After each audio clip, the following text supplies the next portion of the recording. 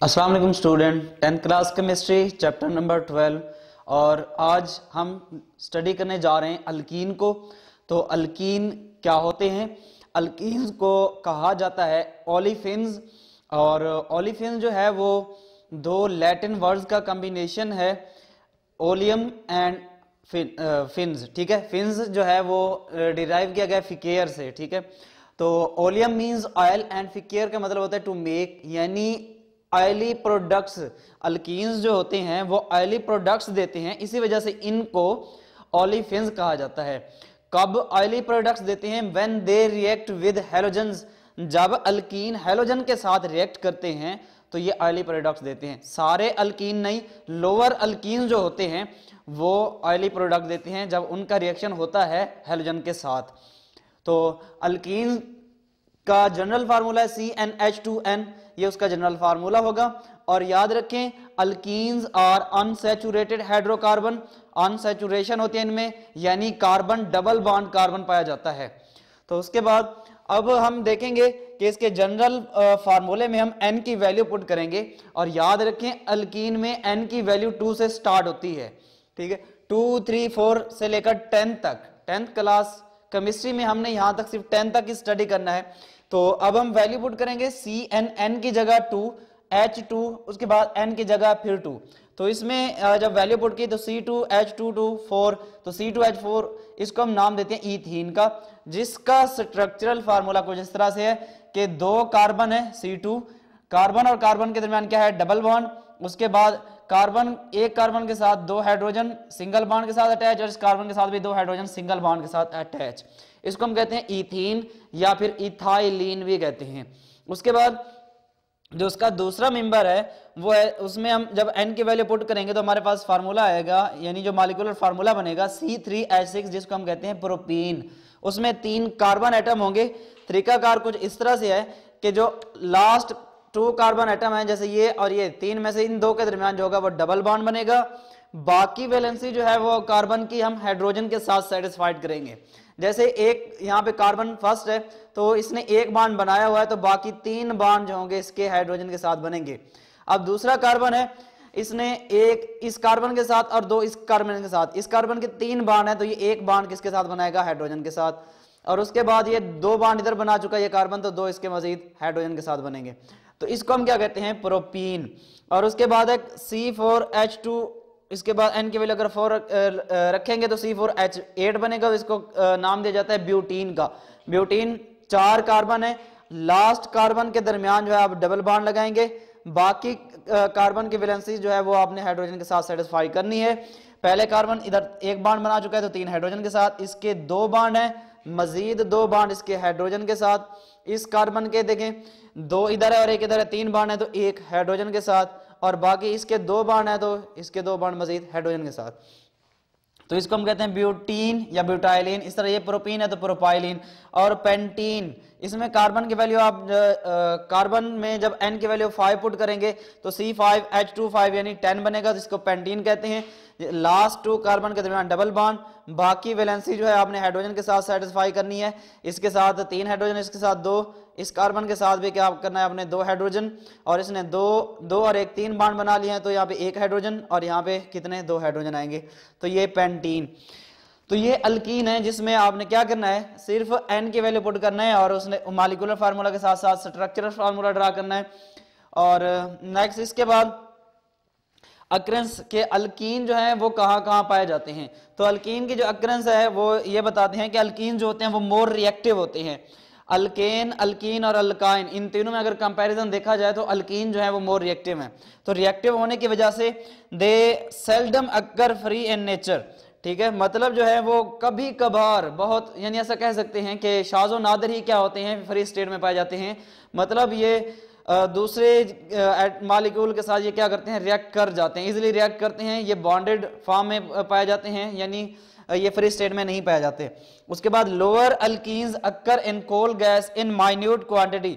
जो lower alkenes होती हैं, यानी जिसमें कार्बन एटम की तादाद जो होती है वो कम होती है, मिसाल के तौर पर 3, 4, 5, वो कहाँ पाए जाते हैं?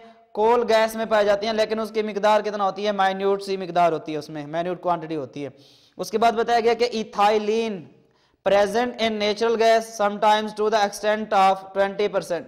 ये जो नेचुरल गैस होती है जिसको हम क्या कहते हैं, सुई गैस भी कहते हैं, उसमें इथाइलिन यानी इथीन जो है वो तकरीबन कभी कभार जो है वो 20% तक भी उसमें नेचुरल गैस में इथीन पाई जाती है।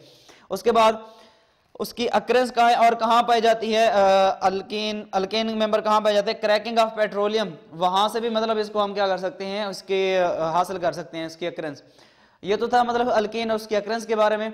उसके बाद प्रिपरेशन ऑफ अल्कीन्स के, अल्कीन को किस तरह से प्रिपेयर किया जा सकता है, तो उसको प्रिपेयर करने के दो मेथड बताए गए हैं। पहला मेथड जो है वो डिहाइड्रेशन ऑफ अल्कोहल्स, अल्कीन को प्रिपेयर करना है अल्कोहल की डिहाइड्रेशन से। तो first of all what is dehydration, D का मतलब होता है रिमूवल, हाइड्रेशन का मतलब होता है water, so dehydration means removal of water. ठीक है, अब वाटर को रिमूव करना है, कहां से रिमूव करना है, अल्कोहल से। अल्कोहल में से जब वाटर को रिमूव किया जाता है तो अल्कीन प्रिपेयर होते हैं। ठीक है, और किस तरह से प्रिपेयर होते हैं, उनको प्रिपेयर करने के लिए हमें डिहाइड्रेटिंग एजेंट की जरूरत है। जो डिहाइड्रेटिंग एजेंट होता है वो H2SO4 होता है। डिहाइड्रेटिंग एजेंट वो होता है जो क्या करता है, पानी को रिमूव करवाता है, तो इस वजह से इसको हम डिहाइड्रेटिंग एजेंट कहते हैं। अब अल्कोहल से ही हमने क्या करना है, यानी कि अल्कोहल से ही डिहाइड्रेशन करनी है, अल्कोहल की ही डिहाइड्रेशन करनी है सल्फ्यूरिक एसिड के साथ। तो ये अल्कोहल CH3CH2 ये वाला इसका पोर्शन इथाइल और ये OH अल्कोहल, इन रिएक्शन होगा किसके साथ, सल्फ्यूरिक एसिड के साथ, एंड 180 डिग्री सेंटीग्रेड पर ये रिएक्शन होगा। इस तरह से रिएक्शन होगा कि यहां से ये OH ये लीव करेगा और यहां से H+ जो होगा वो इसके साथ रिएक्ट करेगा तो ये H2O बनाएगा।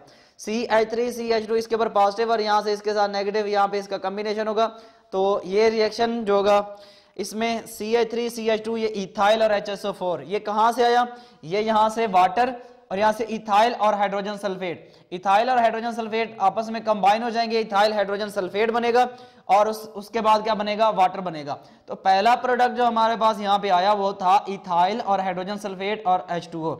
फिर उसके बाद ये मैंने लिखा ethyl hydrogen sulphate CH3CH2HSO4। Ethyl hydrogen sulphate को क्या किया जाता है, हीट किया जाता है। हीट करने के बाद क्या होता है कि यहां से ये H+ की फॉर्म में और यहां से HSO4 नेगेटिव की फॉर्म में यहां से जाएगा, तो ये आपस में रिएक्ट करेंगे तो ये क्या बनेगा, H2SO4 बनेगा और यहां से ये वाला बॉन्ड इधर शिफ्ट होगा तो CH2 डबल बॉन्ड CH2 बनेगा, यानी अल्कीन।